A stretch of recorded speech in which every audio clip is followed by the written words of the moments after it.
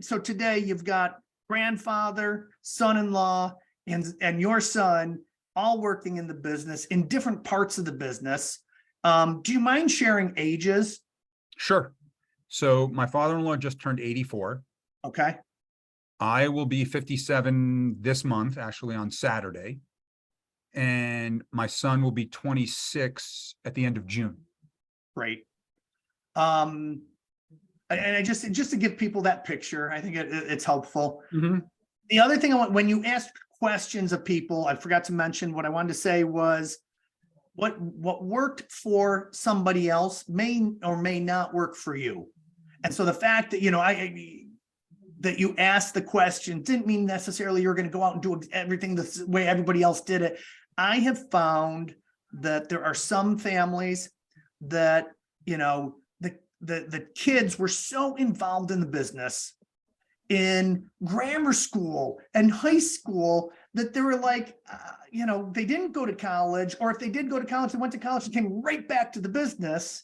And for many businesses, that's like a no, go spend 3 years or 5 years out of the business and, build up your skill sets and make sure that, you're coming to a place that you've earned it, And so there's no right or wrong. As I've gone through this show and talked to so many people, it just, again, I go back to communicating and talking about what is the family employment policy. And if your son has children, or when he has children, however that works out, I would say it's that third generation. It's really time, and you might do it together to say, what is the family employment policy in the future? It was one thing when it was 1 to 1 to 1, but when we start talking about, the other sister might have children, or they might have children that might have an interest. So putting that family employment policy in place, and as a family talking about it, you may find helpful as you grow. Well, it's interesting where you brought up the fact of working in the business right out of college or not right out of college. So my son went through a similar thing that I did. He was a wealth manager in a training program when he graduated from college. So he was starting in that career path. I think he was pretty passionate about it, but COVID hit. And the training program, they put him on hold and they weren't doing anything. They were just sitting there in front of a computer during the day and taking classes that he had already taken. And we felt that he was stagnating and that it wasn't the right thing to do. So we said, look, this is me and my wife. And it was really my wife who was the impetus for it. She said to him, his name is Henry. Henry, if you want to stay in that industry, that's great.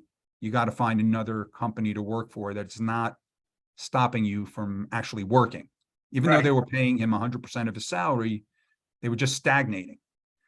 And she said to him, look, the reality of it is, Dad, that's me, is not going to be like your grandfather and work until he's in his 80s. So if you don't come into the business, then we have to look to maybe sell it eventually. So we gave him a few months to think about it. And after the few months was up, I called him and he came in to meet with me and my father-in-law. And he said, this is where I want to be. And I want to come work here. He had worked a few summers during high school at the company, working on the shop floor, doing whatever was needed to be done during the day, and working with the guys out in the shop. So he knows so many of them because they're still there with us. Sure. And just like I did, he rolls his sleeves up and does whatever he has to do to get the job done. Doesn't matter. Doesn't matter what it is.